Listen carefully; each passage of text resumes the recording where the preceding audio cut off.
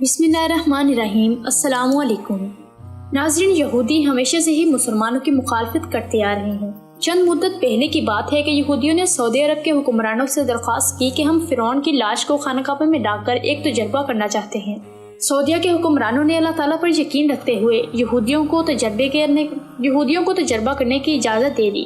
یہودیوں کے دل میں یہ بات چل رہی تھی کہ ہم فرعون کی لاش کو مکہ میں لے کر جائیں گے اور یہ ثابت کر دیں گے کہ یہ وہ فرعون نہیں ہے جس کا ذکر مسلمانوں کی مقدس کتاب میں کیا گیا ہے۔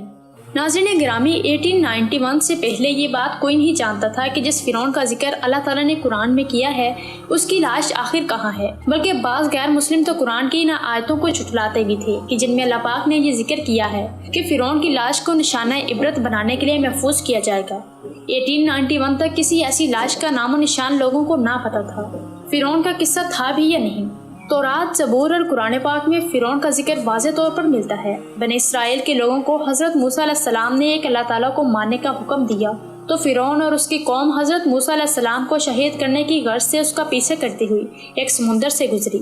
تو حضرت موسیٰ علیہ السلام اور ان کے ساتھی جب سمندر سے گزر گئے اور جب فرعون اور اس کی قوم سمندر کے درمیان میں پہنچی تو اللہ تعالیٰ کے حکم سے سمندر کا راستہ ختم ہو گیا تو فرعون اور اس کی قوم سمندر میں ڈوب کر مر گئی۔ اس قصے کے بارے میں بائبل اور تورات میں فرعون کے ڈوبنے کے بعد کا کوئی ذکر نہیں ملتا، جبکہ قرآن پاک میں اس کا ذکر واضح طور پر پایا جاتا ہے۔ قرآن پاک کی سورہ یونس آیت نمبر 92 میں فرعون کے مرنے کے بعد کچھ اس طرح ذکر کیا گیا ہے: بس ہم تیرے بدن کو سمندر سے نکال کر محفوظ کر لیں گے تاکہ تو بعد میں آنے والوں کے لیے عبرت بن جائے۔ آج سے تقریباً 35,000 سال پہلے کی بات ہے کہ فرعون کے ڈوب کر مرنے کے بعد سمندر نے فرعون کی لاش کو اللہ تعالیٰ کے حکم سے باہر کنارے پر پھینک دیا۔ باقی پوری قوم کا کوئی علم نہ ہوا کہ ڈوبنے کے بعد وہ کہاں گئی۔ ایک دفعہ ایسا ہوا کہ مصری شخص وہاں سے گزر رہا تھا کہ اس کی نظر فرعون کی لاش پر پڑی تو اس نے فرعون کی لاش کو پہچان لیا تھا۔ اس نے فرعون کی لاش کو اس کے شاہی محل میں پہنچا دیا۔ درباریوں نے فرعون کی لاش کو مسالے لگا کر بڑے اچھے اور عمدہ طریقے سے بند کر کے محفوظ کر لیا تھا۔ فرعون کی لاش کو مسالہ لگانے کی ان سے بڑی غلطی یہ ہوئی تھی کہ فرعون تو پہلے ہی سمندر میں ڈوب کر مرا تھا۔ سمندر میں کافی عرصہ رہنے کی وجہ سے اس کی لاش میں سمندر کے نمکیات کی تہ جم گئی تھی۔ مصریوں نے اس تہ کے اوپر نمکیات لگا دیے تھے۔ وقت گزرنے کے ساتھ ساتھ یہ لاش نامعلوم ہوتی گئی۔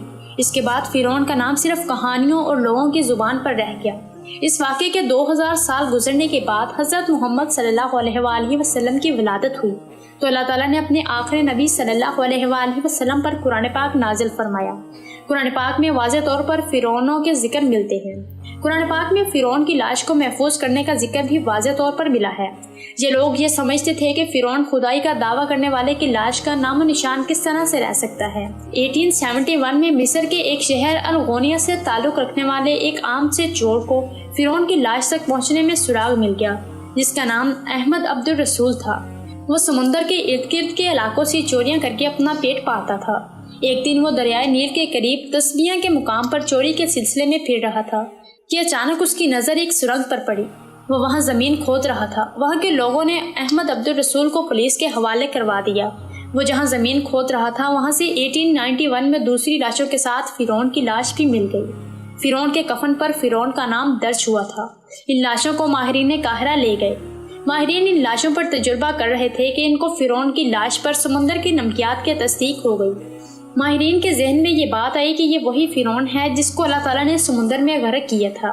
یہ خبر دنوں میں ہی ایسے پھیل گئی جیسے آگ پھیلتی ہے۔ اس کے بعد دنیا کے نامی گرامی ماہرین نے اس لاش پر تجربات کیے تو سب نے اس لاش کو فرعون کی لاش ہی قرار دیا۔ سب سائنسدانوں نے تحقیق کر دی کہ ان سب لاشوں میں صرف فرعون کی لاش پر سمندری نمکیات کی تہ جمی ہوئی ہے۔ اس کے بعد اس لاش کو حضرت موسیٰ علیہ السلام کے دور کے فرعون کی لاش کا درجہ دے کر میوزیم میں رکھ دیا گیا۔ 1992 میں جب فرعون کی لاش خراب ہونے لگی، اس وقت کے مصری حکمرانوں نے فرانس کے حکمرانوں سے اپیل کی کہ فرعون کی لاش خراب ہو رہی ہے، اس لاش کو خراب ہونے سے محفوظ کیا جائے۔ اس کی لاش محفوظ کرنے کے ساتھ ساتھ اس کی موت کی وجوہات کے بارے میں تصدیق کی جائے۔ فرانس والوں نے کہا کہ فرعون کی لاش کو فرانس میں پہنچا دیا جائے۔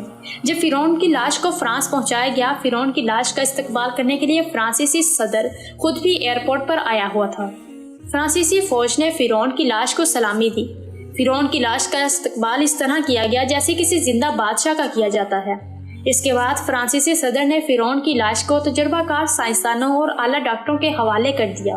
جدید آلات کے ذریعے لاش کا پیچیدگی سے تجربہ کیا گیا تو ماہرین کو معلوم ہوا کہ فرعون کی لاش میں سمندری اثرات اب تک بھی موجود ہیں۔ یہ مرنے والا بھی پانی میں ڈوب کر مرا ہے۔ اس ٹیم کے ہیڈ ڈاکٹر موریس تھے۔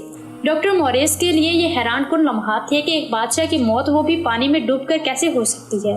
تو اس ڈاکٹر نے مزید تحقیق کی تو اس کو معلوم ہوا کہ اس فرعون کے بارے میں مسلمانوں کی کتاب قرآن پاک میں تفصیل کے ساتھ اس کا ذکر کیا گیا ہے۔ اس ڈاکٹر کو علم تھا کہ جس شہر سے یہ لاش ملی ہے وہ اسلامی ملک ہے۔ وہ ڈاکٹر اس لاش کے بارے میں قرآن پاک میں ذکر کو تفصیل کے ساتھ پڑھنے کے لیے مصر کے سائنسدانوں کے پاس پہنچ گیا۔ مصری سائنسدان نے فرانسیسی ڈاکٹر کو قرآن پاک کی سورہ یونس کا ترجمہ سنایا، جس میں فرعون کا سارا واقعہ درج تھا، جس میں اللہ تعالیٰ کا ارشاد تھا کہ میں فرعون کی لاش کو بعد میں آنے والوں کے لیے عبرت کا نشان بنا دوں گا۔ یہی وجہ ہے کہ فرعون کی لاش کو ایک میوزیم میں رکھا گیا ہے کہ یہ قیامت تک دوسروں کے لیے عبرت کا نشانہ بنی رہے۔ جب فرانسیسی ڈاکٹر نے قرآن پاک کی آیات کا ترجمہ سنا تو پکار اٹھا کہ اللہ تعالیٰ ایک ہے، وہی سب کو پالنے والا ہے، وہی سب پر قادر ہے، اللہ تعالیٰ سچا ہے، حضرت محمد صلی اللہ علیہ وآلہ وسلم سچے ہیں۔ فرانسیسی ڈاکٹر نے کلمہ پڑھا اور مسلمان ہو گیا۔ یہودی شروع سے ہی مسلمانوں کی مخالفت کرتے آ رہے ہیں۔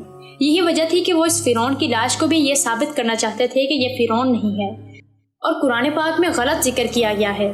یہودی اس بات کو واضح کرنا چاہتے تھے کہ فرعون اپنے زمانے کا خدائی دعویٰ کرنے والا شخص ہے۔ ہم اس کو خانہ کعبہ میں لے کر جاتے ہیں، کیا اللہ تعالیٰ اس کی لاش پر کوئی اثر ڈالتا ہے؟ اس لاش کو خانہ کعبہ میں داخل ہونے دیتا ہے کہ نہیں؟ خیر وہ تو یہ کام نہ کر سکتے تھے، پر یہودیوں کے اس دعوے کی نفی کے لیے مصری حکومت نے خود سعودی حکومت سے فرعون کی لاش کو حرم شریف میں لے جانے کی اجازت مانگی، جسے کچھ مشروط شرائط سے مان لیا گیا۔ فرعون کی لاش کو ایک جنازے کی صورت میں خانہ کعبہ میں لے جایا گیا۔ انہوں نے جیسے ہی لاش کو خانہ کعبہ میں رکھا تو لاش پر بے شمار چونٹیاں جمع ہو گئی۔ فرعون کی لاش کا یہ حال دیکھ کر سب لوگ حیران ہو گئے، جس کے بعد فرعون کی چونٹیوں والی تصویر بھی سعودی جریدے میں شائع کی گئی۔ حیرانگی کی بات تو یہ ہے کہ اس اخبار میں لکھا گیا تھا کہ جیسے ہی لاش حرم شریف کے احاطے سے باہر لے جائی گئی تو چونٹیاں پراسرار طور پر غائب ہو گئیں، لیکن یہ بات یاد رہے کہ اس بات کی تصدیق آج تک سعودی حکام میں سے کسی نے نہیں کی۔ یہ بات صرف اخبارات کی سرخیوں تک ہی محدود رہی ہے۔ ناظرین، ہمیں امید ہے کہ آپ کو ہماری یہ ویڈیو اچھی لگی ہوگی۔ ویڈیو اچھی لگی ہے تو لائک اور شیئر ضرور کریں اور چینل کو سبسکرائب کر لیں تاکہ ایسی ویڈیوز آپ تک پہنچتی رہیں۔ اپنا خیال رکھیے گا، ہمیں دعاؤں میں یاد رکھیے گا۔ اللہ حافظ۔